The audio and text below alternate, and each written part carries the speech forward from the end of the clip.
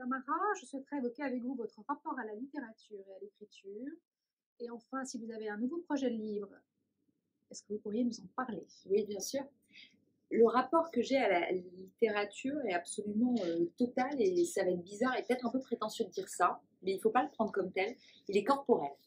C'est-à-dire qu'il y a un moment où j'ai été obligée d'écrire, j'avais une petite vingtaine d'années, j'avais écrit une première nouvelle qui s'appelle Lucette et Germain, parce que j'avais quelque chose qui, me, qui naissait en moi, qui poussait, une histoire, comme une petite schizophrénie même, parce que j'imaginais cette histoire et il fallait, je devais l'écrire. Si je ne me mettais pas à mon poste, en fait, sur mon ordinateur pour l'écrire, parce que j'écris à l'ordinateur, l'histoire allait rester.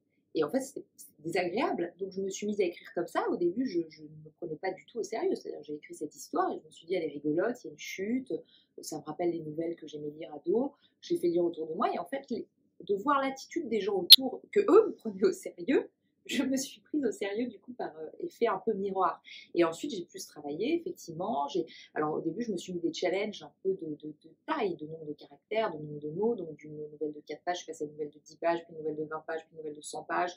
Et puis là, oh bah, tantôt un roman. Et en fait, au début, c'était comme moi-même, je n'y croyais pas. Je ne me prenais pas au sérieux. J'avais une sorte de syndrome de l'imposteur, en fait, que moi, je voyais trop la fonction d'écrivain comme une fonction noble, alors que c'est pas vrai. C'est une fonction accessible à beaucoup de gens et on se met nous-mêmes nos propres barrières sociales ou autres. Ou même moi, c'était parce que j'étais une femme. Je pense que j'avais un rapport. Pour moi, l'écrivain devait être une figure masculine. J'avais quelque chose comme ça. Donc, je ne m'y autorisais pas. Et en fait, comme corporellement, je m'y sentais obligée, je me sentais mal si je n'écrivais pas, j'y suis allée, j'ai foncé. Et à chaque fois, comme j'ai trouvé dans le monde extérieur le miroir renvoyé, comme ça marchait, on va dire, bah, j'ai continué, j'ai persévéré. Et aujourd'hui, un processus d'écriture qui est plus travaillé, plus fourni, qui est moins archaïque, c'est moins sauvage, hop, quelque chose passe, c'est plus.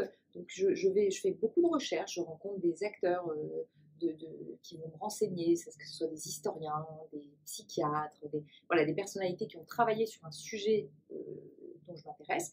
En ce moment, ça fait 2 ans que j'écris sur le transgénérationnel, j'écris le destin d'un personnage de ma famille.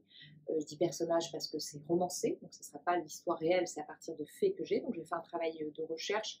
Je suis allée aux archives nationales, aux archives départementales, à l'OFPRA, j'ai été dans des cercles de généalogie, j'ai fait un vrai travail de recherche comme si je voulais retracer une généalogie, mais à cela j'ai insufflé la dimension psychologique, la mienne et celle que je captais aussi dans l'espace-temps pour créer un roman qui devrait sortir avant la fin de l'année.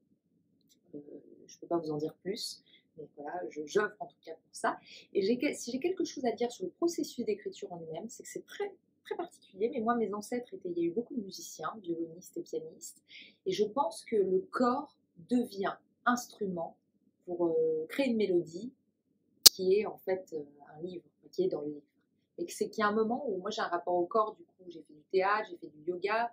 Avant d'écrire, je fais des exercices, je fais attention à ce que je mange aussi, ce que je mets dans mon corps, parce que ça passe aussi par le corps et la chair. C'est pas là. C'est là aussi, mais il y a le corporel qui est dedans. Et moi j'ai un processus qui est comme ça, quoi. C'est le corps aussi qui écrit. Donc, il y a quelque chose où on s'imprègne, comme une immersion. Voilà. Merci. Merci.